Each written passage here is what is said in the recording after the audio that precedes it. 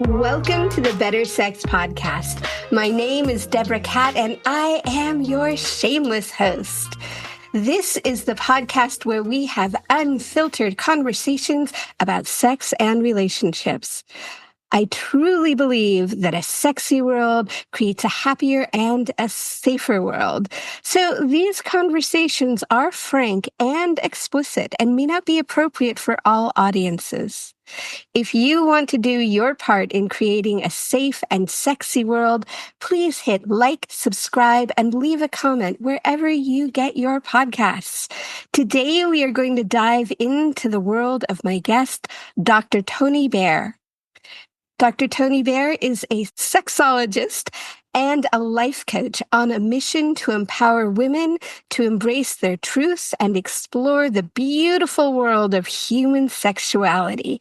With over 25 years of dedicated research, mentoring, and personal exploration, she's gained expertise in the fascinating realms of the psychology of gender, women's sexual desires and fantasies, as well as sexual identity development.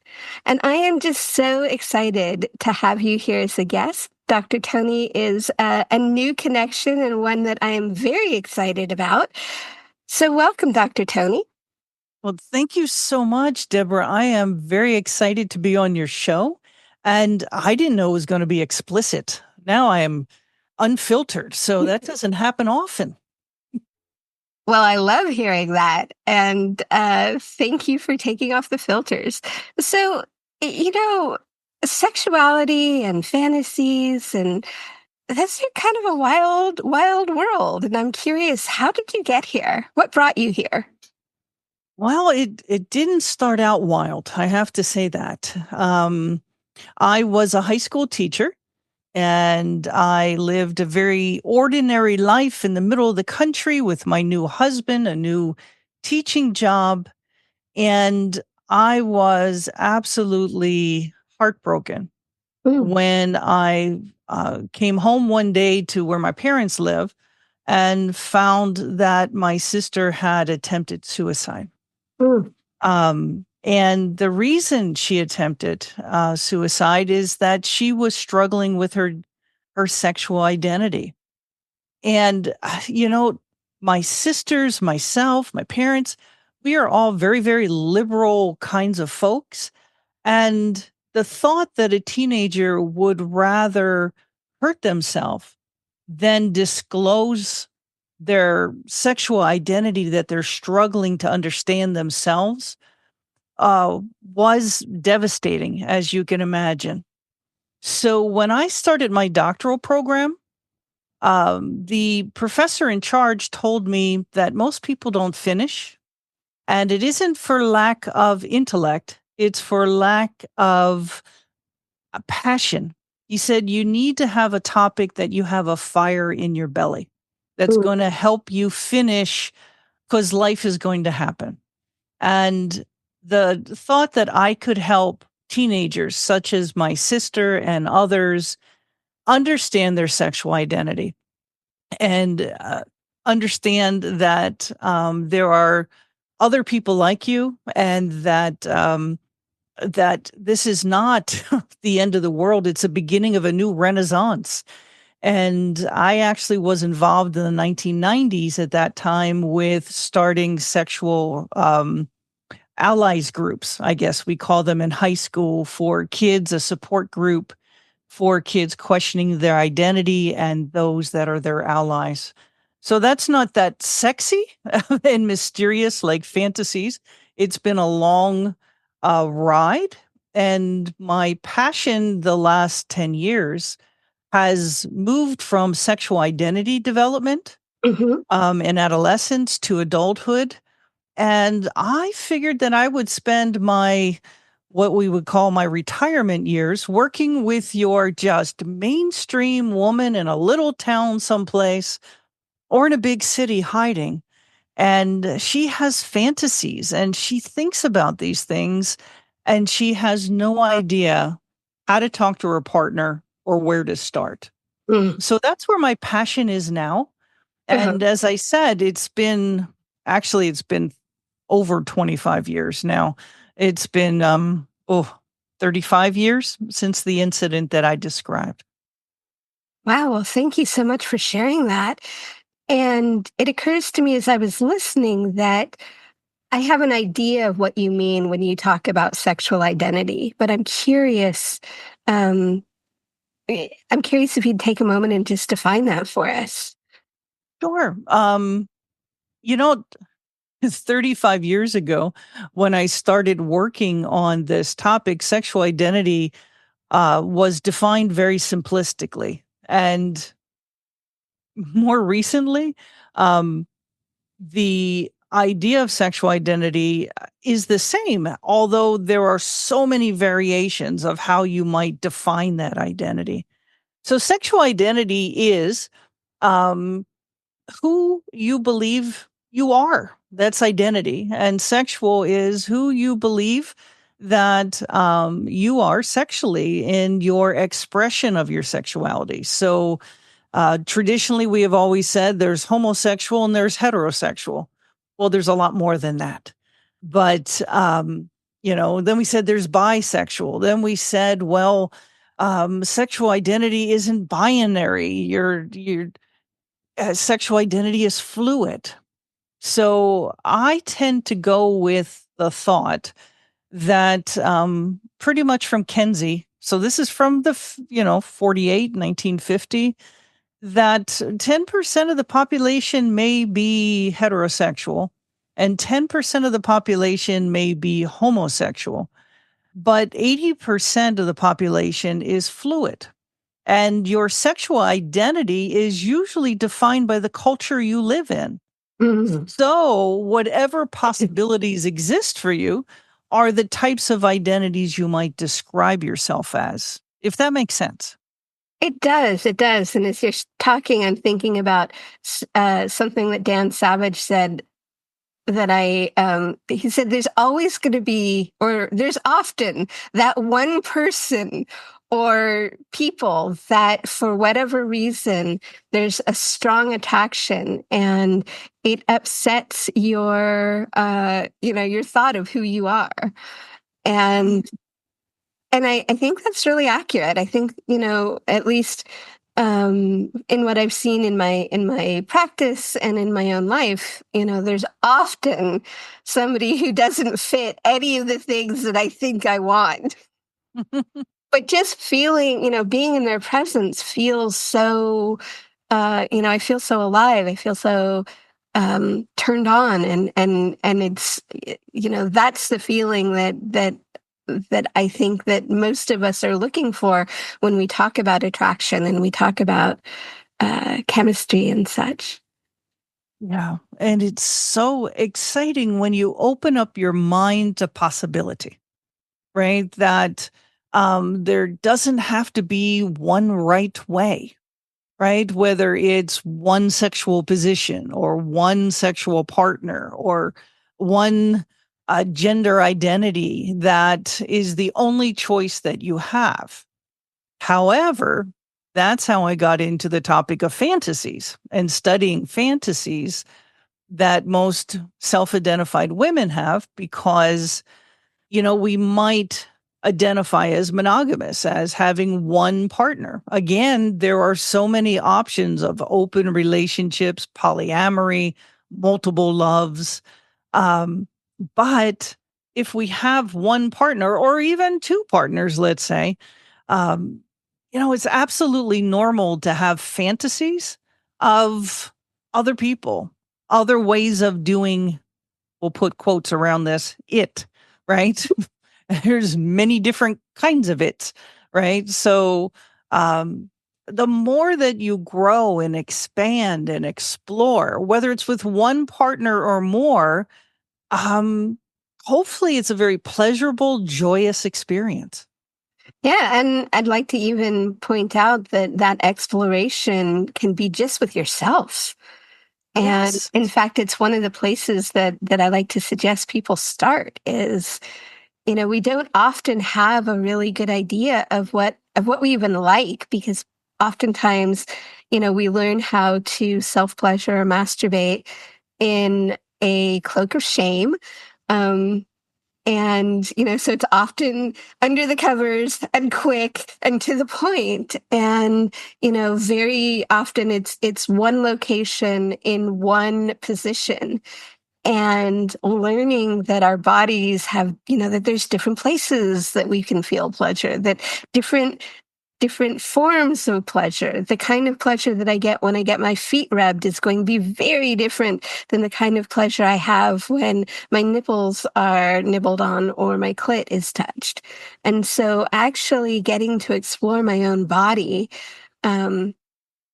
and understand that that different parts of my body want different things and elicit different thoughts and fantasies. That's exactly right. Some individuals, clients of mine, it's also where we start, Mm-hmm. and it's been interesting.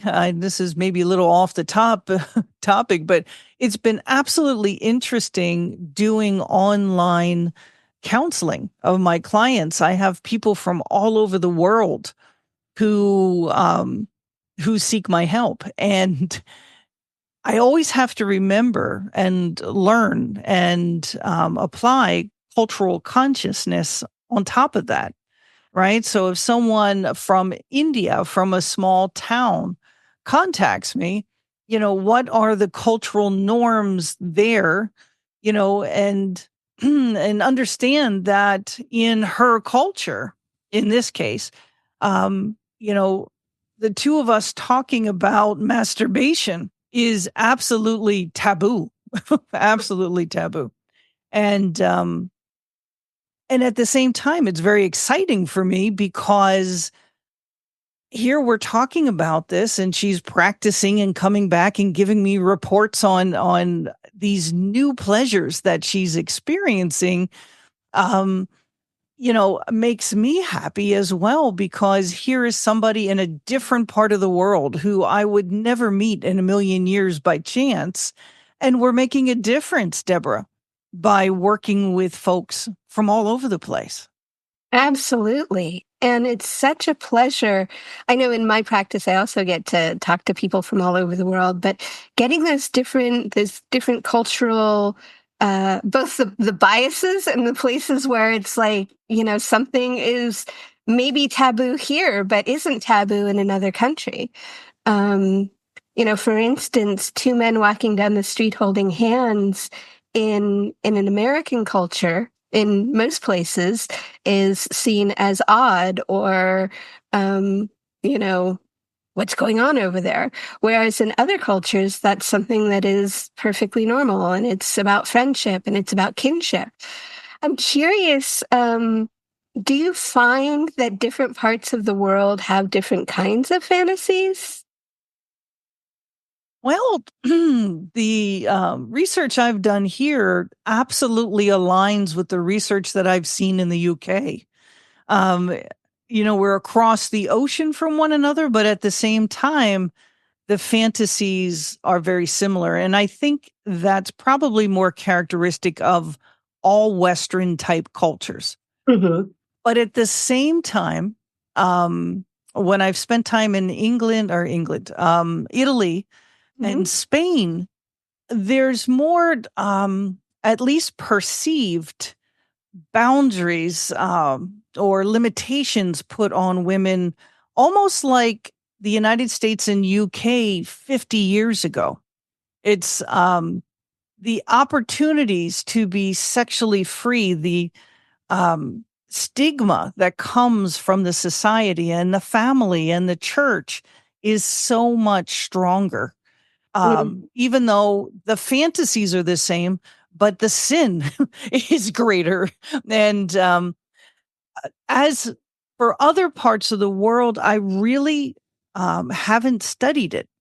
I'm very aware of cultural practices in different countries, Mm-hmm. but I have not looked at fantasies of folks in other countries. But that's a great idea.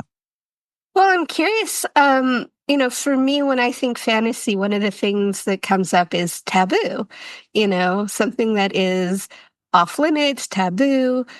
in normal day-to-day life. And so I'm imagining, and I'm just going to ask you to clarify, is it accurate that that most fantasies have something taboo in them?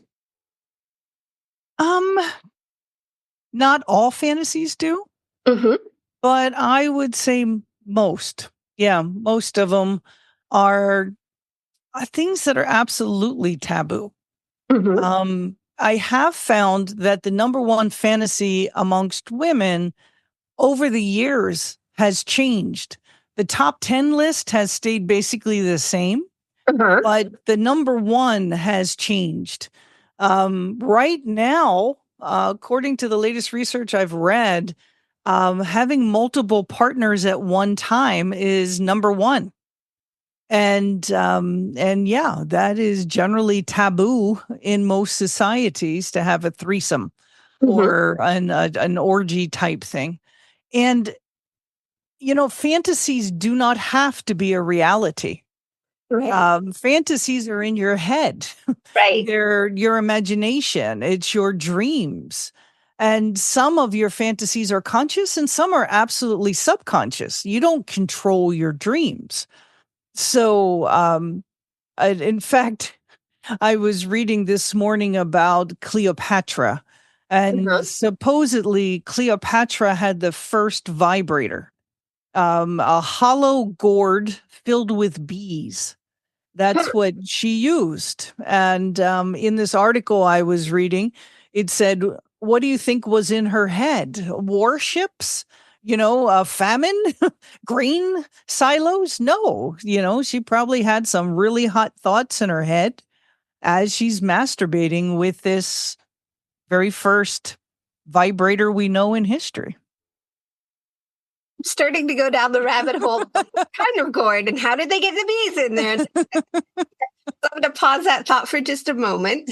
And I want to go back to something you said about, fantasies don't have to reflect reality, nor do we have to act them out.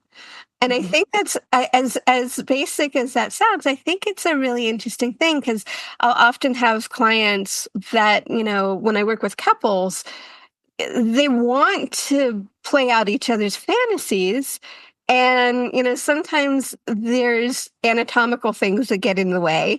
I think that's one of the interesting things is that our fantasies do not need to be anatomically accurate in any way, shape, or form. And they don't, as you said, have to be acted out. However, it often will give a little bit of a hint into what it is that somebody's wanting. So, for me, and I could be completely wrong on this, but when I hear that somebody wants to have multiple partners, part of what I'm imagining is underneath that is the idea of being completely surrendered and completely overtaken. And also maybe so incredibly desirable that everybody wants them. And Right. so I like to play with oh, well, so here's the fantasy. What does that mean underneath for you? Hmm.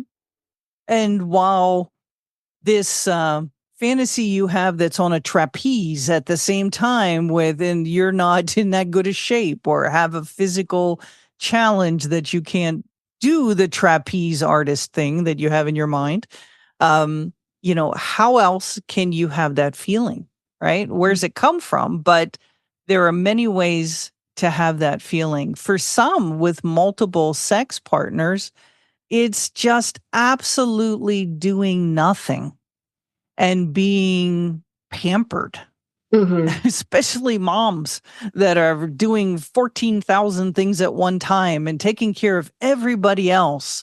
The idea that everyone in the bed is taking care of you is, is desirable to some. Absolutely. I love hearing that.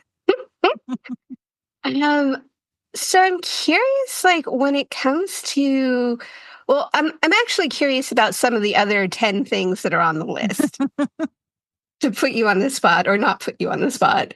Well, in the top three in the last 10 years, Mm-hmm. has always been BDSM. Mm-hmm. Especially since the writing and popularity of 50 Shades of Grey. Mm-hmm. And, um, and, when I look at the category of BDSM, there are so many subcategories that on some lists of the top 10 fantasies, folks that write those lists separate all of those different things and make them each a different number on the list. But among them are the concept of being dominated, Mm-hmm. right? That someone takes you, that somebody wants you, as you had mentioned before, is a fantasy, is a fantasy. Other folks would like to feel just a little bit of pain, like a spanking, as the whole idea of more extreme BDSM and pain is never in the top 10 list. Okay. Mm-hmm. But being dominated or dominating someone. For example, one of the partners might be the person who never initiates or very infrequently is in control of the sexual activity that you're doing. And maybe they want to switch more active versus more passive kinds of roles. Yeah, In the that's often something I see with the couples that I work with. Is it's like, the person who is often the initiator out in the world is like, I just want to lay back. I just want you to start. Or, part of that piece is I'm always the one, I really want to feel desired. I get to put my desire and my attention on you all the time, and I really want to feel your attention and desire. Um, right, and I know that things like doing something quickly or doing something in a place where you might get caught or, um, those kinds of fantasies as well, sort of the we're so passionate about each other that we need it now. right. In the elevator, right. Yeah, that's a third category, which is like novelty or variety or adventure. Whether it's where you have sex or when you have sex. I have clients who reported during COVID when they were locked down with the kids, they felt like, and their spouse, that they never had a minute to themselves and couldn't masturbate. So they would run into the closet during the day and lock it from the inside and quickly masturbate real quick before someone comes back in the room and says, "Mom, what can you help me with?" And I live in the country by myself for the most part with my spouse, and that didn't happen. So to hear stories of lack of privacy and finding privacy, it's almost like, you're masturbating when the kids are home. Um, there's something taboo about that, right? Absolutely. I mean, the idea of getting caught, the idea of, um, getting caught by children, um, Humiliation. humiliation, exactly. So I'm Yeah. curious when somebody or a couple comes to you and says, "Hey, I have this fantasy, um, and I want to talk to my lover about it, and I'm embarrassed, or I'm afraid of what they might say or they might think." What do you tell them? How do you help them with that? Well, there would be multiple ways I would help.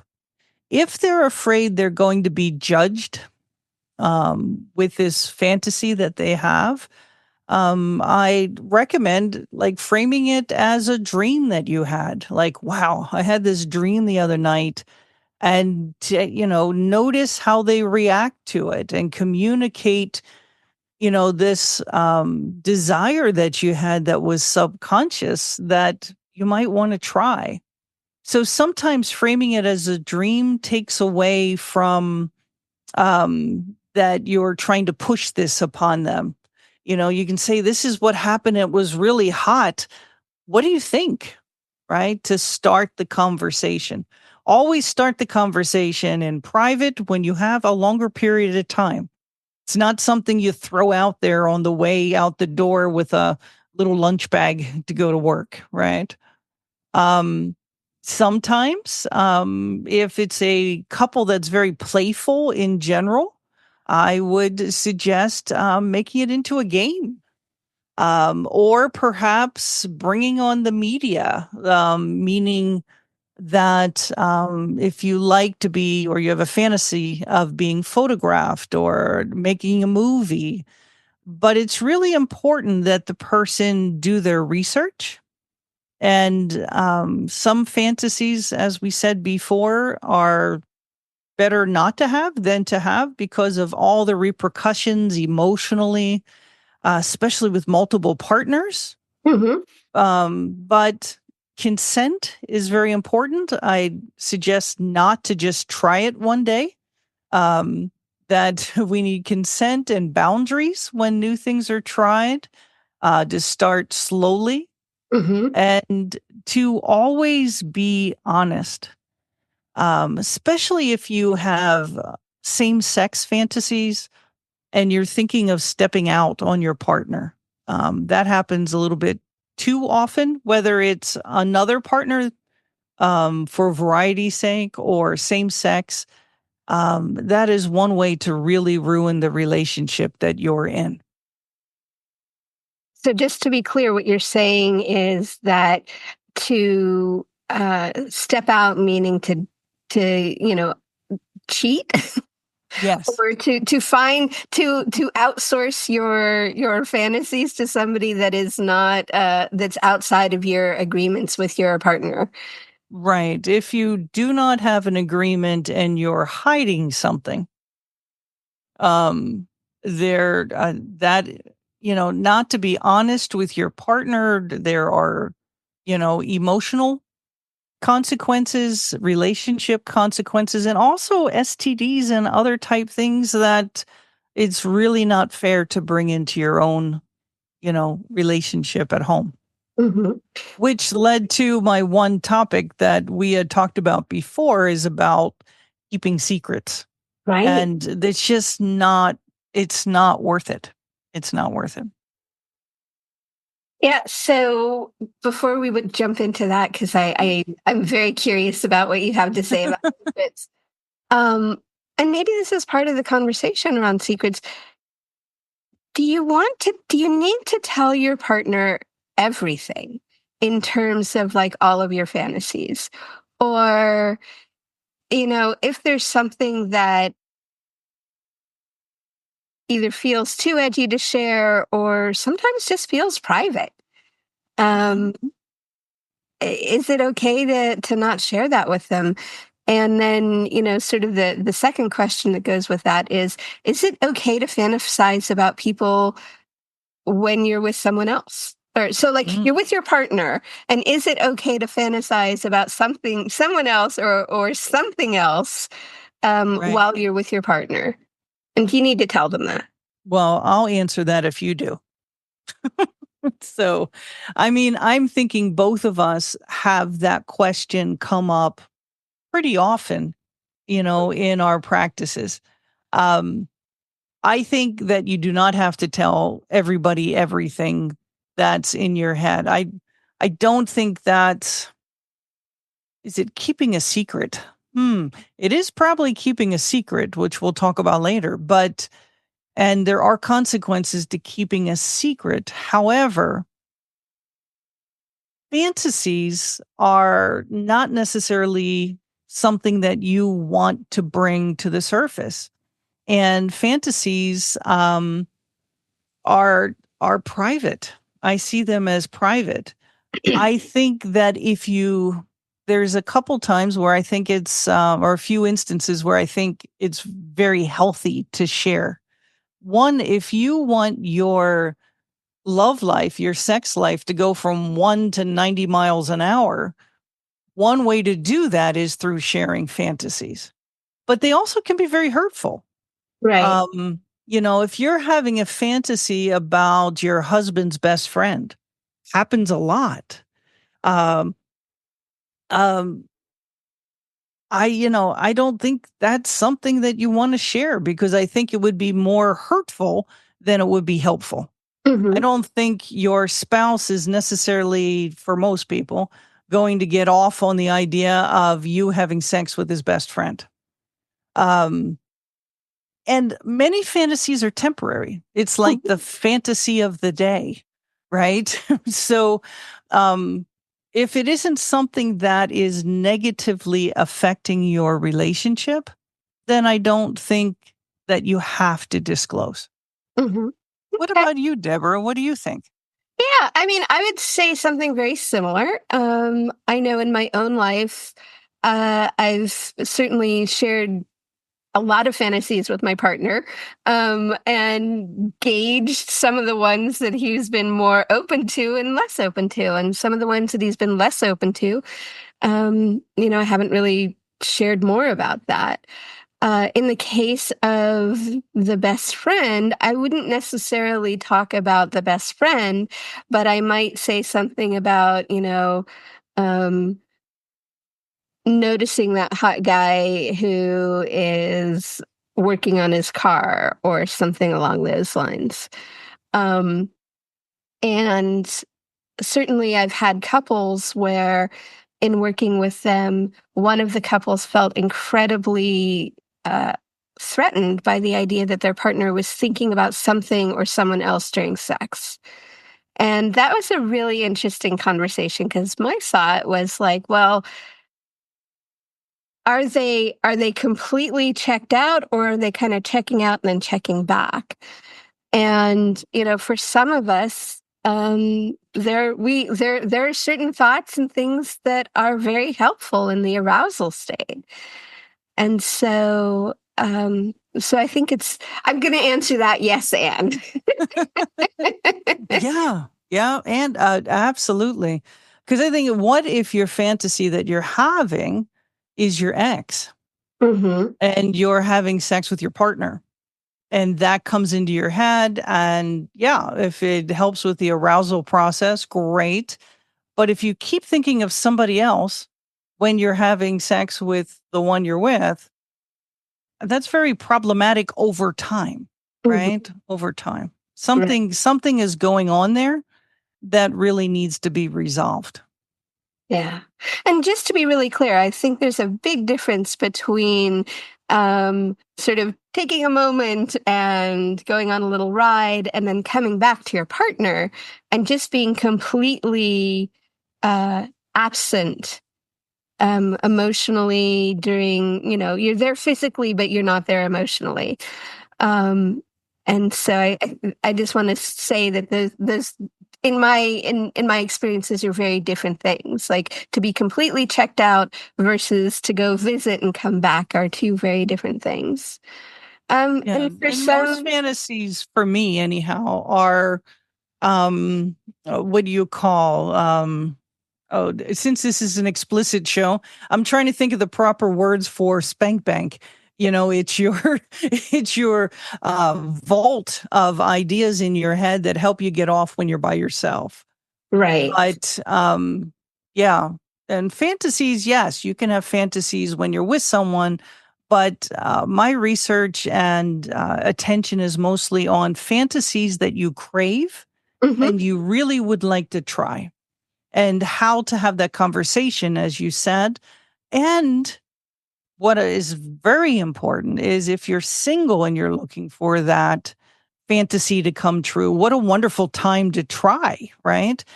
To make sure you're safe Hmm. and that you are experiencing something in an emotionally and physically healthy way.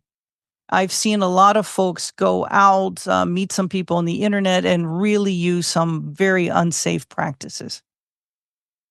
What would you say is a safe practice then? Um, well, to give like an example, um, Some women have met men on the internet that have claimed that they are an expert in BDSM, Mm-hmm. and the woman is brand new. And the gender really here doesn't matter. It could be reverse or same sex, what have you. Um, and then he ties her up, and they have a great session, a good session, and go.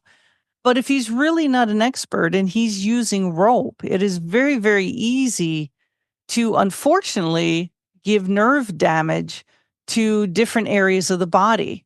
There are lots of people, too many people, claiming that they know what they're doing when they really don't. Just because you can tie up a bale of hay in the backyard doesn't mean you understand anatomy. You might do well with knots, but not the body. Right. So that's like an example of the kinds of things that I like to work with, especially women in that exploration phase. That what a wonderful time to try, but there are certain things for safety's sake that are important. Yeah.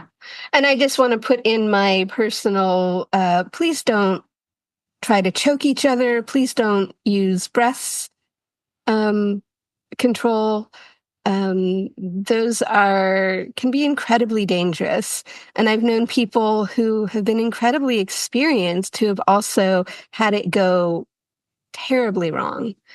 And so, I think we see that a lot in porn, and it is growing in popularity. And I would just really caution people that those are practices that look good on screen or paper, but don't always pan out the way you would prefer them. Right. So, yeah, and just, to help these fantasies come true, really having conversations with people. And as you said, vetting the people that you're playing with. And how do you vet the people that we play with? One of the beautiful things about the kink BDSM community is that oftentimes it is it is appropriate, if not encouraged, to say, and who have you played with before? And would it be okay if I checked in with them? That's one of the things I like about the poly community as well, is oftentimes, if there's somebody that you're interested in playing with, you can, ask them. Like, it is completely appropriate to ask, who else have you played with? Who else do you play with? May I check in with them? Mm-hmm. So it's really interesting the different cultures, and the different things that are appropriate in different, I guess, subcultures. Is that the right term for that? Yeah, that's what I was thinking. As you were talking about community, there are communities, and then there are communities of the communities and sub-communities of those sub-communities, right? There is a community for anything that you probably can dream of, right? So, and not every community is a good community, meaning ethical in itself. Right. And that is probably the number one reason why I didn't retire from the university and go out and to pasture myself. I've always wanted to retire and just paint and write books and travel. And I have a real passion in helping women understand those communities that you're talking about, the swinger community, the poly community, the kink community. And for example, in the kink community, there is a het community and a queer community and a women's community. And within those, there are subgroups. So I happen to be very fortunate to travel around the world, Mm-hmm. and all over the United States. And one of the very cool things is I probably know somebody who knows somebody who knows the person Somebody. that that is claiming that they're a trapeze artist and they can do all these different things. So how do you get that knowledge? How do you understand the communities? And even a munch group for kink people, or a meetup group for swinger folks. um, Not every group is ethical, and not every leader of every group is ethical. So and I don't mean to frighten people, But if you go out and explore yourself without the inside information, you might be aligning yourself with people that are not very ethical, right? So, Yeah. Well, thank you for that warning and reminder, because I think it is very important to remind ourselves that we are playing in adult realms. mhm. And this kind of segues nicely into the idea of keeping secrets in terms of, the kinds of secrets that get kept. And one of the things that I loved about our earlier conversation was you were talking about, what is the cost of having a secret? Right. We all have secrets. It's actually the stats now are 97% of all people in the United States. We have a secret. Now, so just like fantasies, is it bad to have one? No, it's not bad to have one. And on average, though, most of us are holding 13 secrets, not necessarily about ourselves, but about your family, about work, about your own sexual fantasies, etc. And what happens is we become overloaded, and it affects our brain functioning. It affects our emotionality. It affects us different ways physically and spiritually. So, if you're holding all of these secrets and they're building up, there are consequences of that. Now, not every secret, obviously, is about sex. It could be an addiction. You're drinking too much and you're hiding that. It could be gambling. Other than addictions, it could be a family secret or a dysfunctional family with many, many secrets. And, that all starts adding up. Um, if you want me to, I don't know if you want me to talk about the brain and the different cortexes and what happens exactly, but to give you I love it when you talk about the brain and the to cortexes. talk about the brain. Well, It is the biggest sex organ after all. it truly is. It truly is. And just to put it simply, the more that you hold, the more stress you have. You don't realize that you are stressing your brain and your body. Because if you think about the brain and neurons and how they connect, you have a pathway from stimulus to your response, right? And if it goes through this process, and you have to stop the process because it's a secret and you have to divert it someplace else for you to either not talk about it and remember what to not talk about, or it's an area that you just have to just absolutely change the way you think. That has to occur many, many, many times for it to be a permanent memory of keeping a secret. But keeping a secret isn't a permanent memory, hopefully. Mhm. It's something that you have to hold for a while. Well, that causes stress in your system. And when you have stress, the consequences are a foggy brain, foggy memory, Mhm. right? Higher blood pressure. You're slowing down your metabolism as a woman. It could affect your gastrointestinal tract. People get nervous or an upset stomach, right? So, all of these secrets, the bigger the secret, the higher the anxiety. The higher the anxiety, the more extreme, you ready? Mhm. For the fight or flight mechanism to be triggered every single time.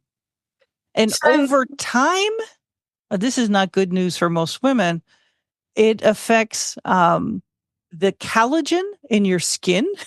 It leads to deeper wrinkles and loss of elasticity, osteoporosis, increased blood pressure. I'm not saying that keeping a secret gives you osteoporosis, but what I'm saying is it's a stress is a contributing factor in all of those diseases that I just mentioned. Well, so now I have a follow-up question because as as somebody who works with people in private situations, holding information, um, am I putting myself at a higher risk, or is there a way in which the brain says, yes, these are things that we don't talk about, or these are, this is confidential? Right. Is there a differential between this is confidential and this is a secret? Yes. Yeah. Good. I will tell you though, COVID, the shutdown during COVID gave me a new appreciation for what my wife does for a living. She's a therapist, a mental health therapist. And while I couldn't hear, nor did I want to, the conversation she was having with clients downstairs, the electrical outlets, I could hear the tone of what people were saying. And Mm, some people were crying, some people were whining, some people, it was like all day. She does it back to back to back. I don't. I have like one client and then I go write a chapter of a book and I might have another one later in the evening. I do different things. What I realized is why she doesn't talk to me when she comes home. To hear about incest, sexual abuse, domestic violence all day, the first thing she does is take a shower when she gets home. It is a self-care ritual where she kind of cleanses and it all goes down the drain. mhm, For practitioners that have to hold information in confidentiality, it isn't really the secret, it's the nature of your job. mhm, However, the stress hormones do flare up if you're hearing things that are so upsetting you would like to scream it out to the world, like call the police, or um you know well, something might not be illegal, but it's definitely unethical and hurtful, um and you can't do anything about it. If you have to hold all of that in, mhm. that is a great deal of stress.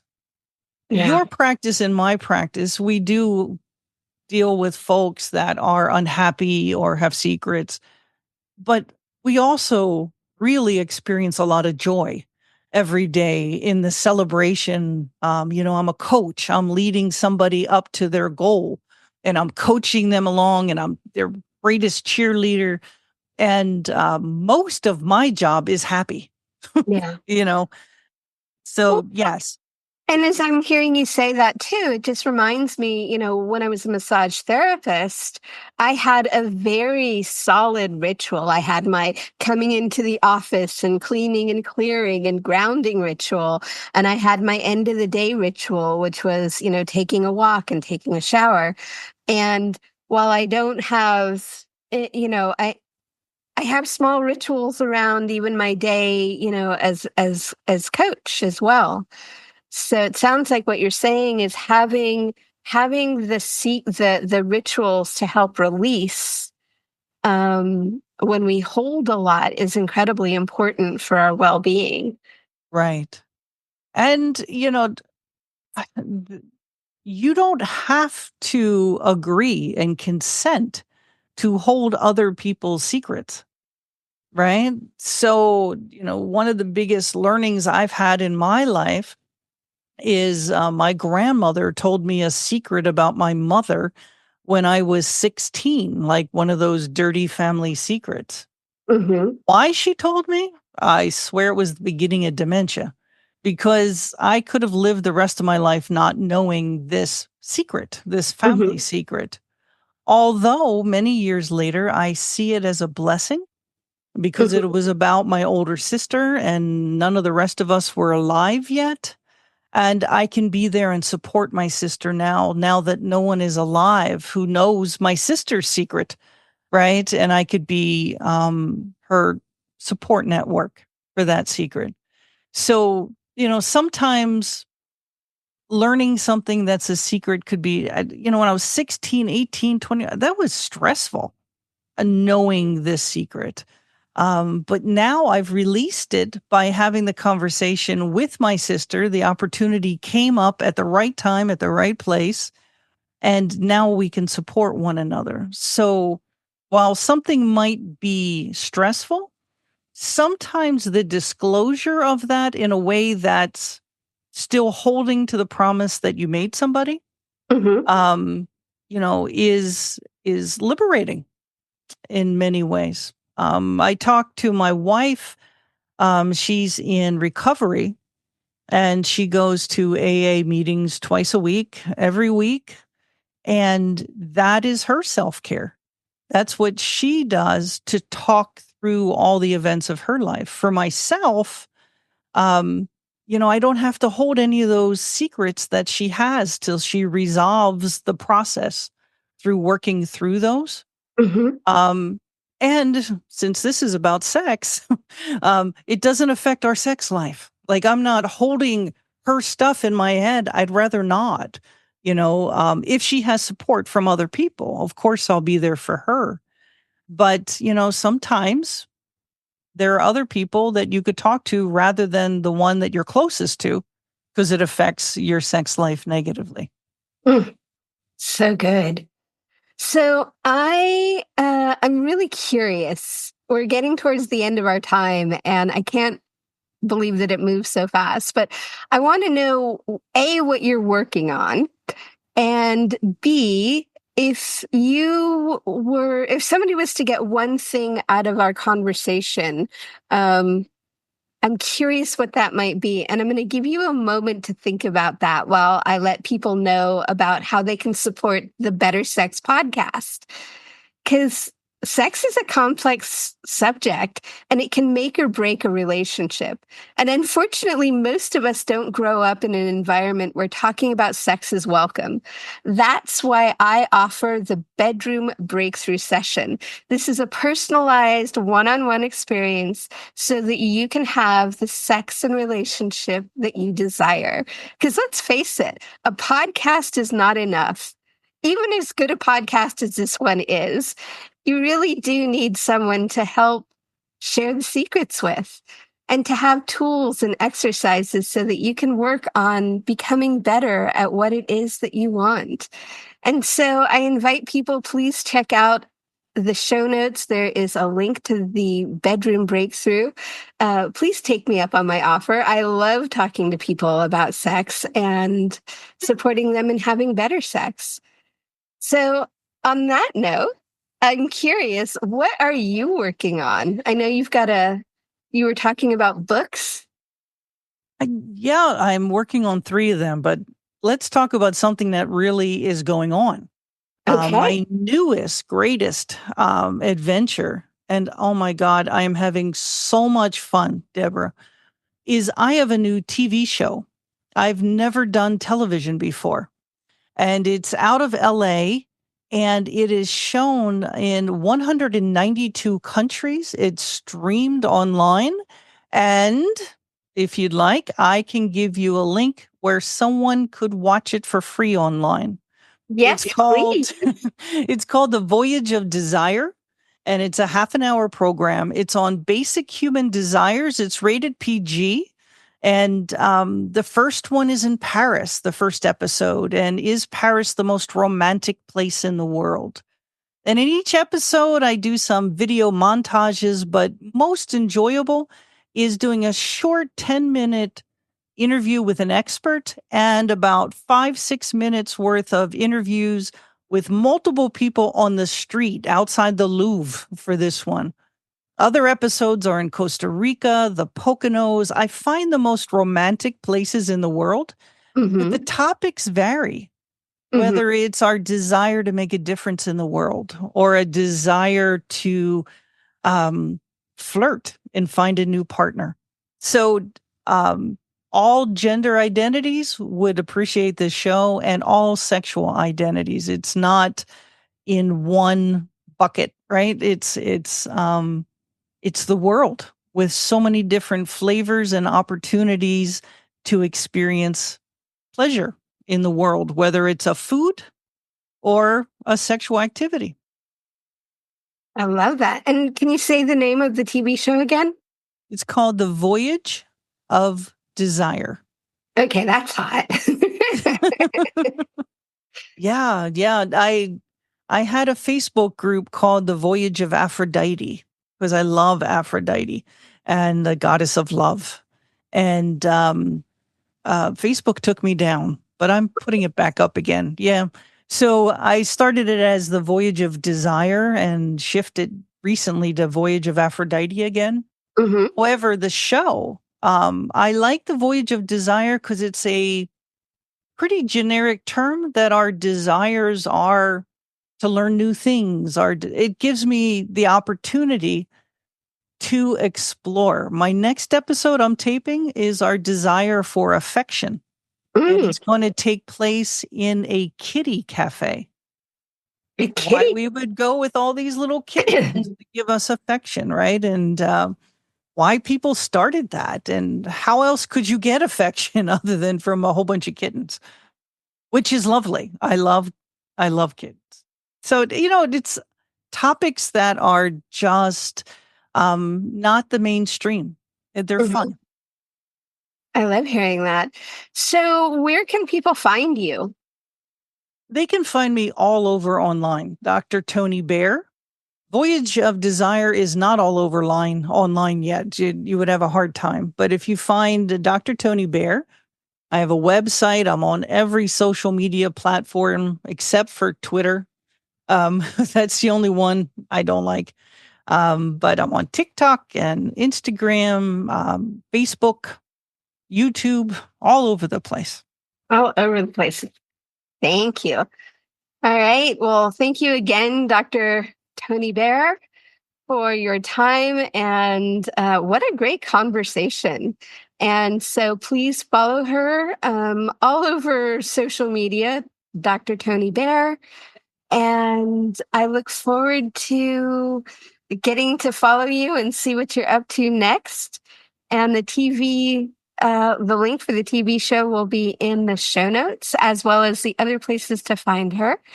And thank you so much for coming and joining me. And I look forward to having you on the next. To those that are listening, I look forward to our next adventure together. Thank you so much.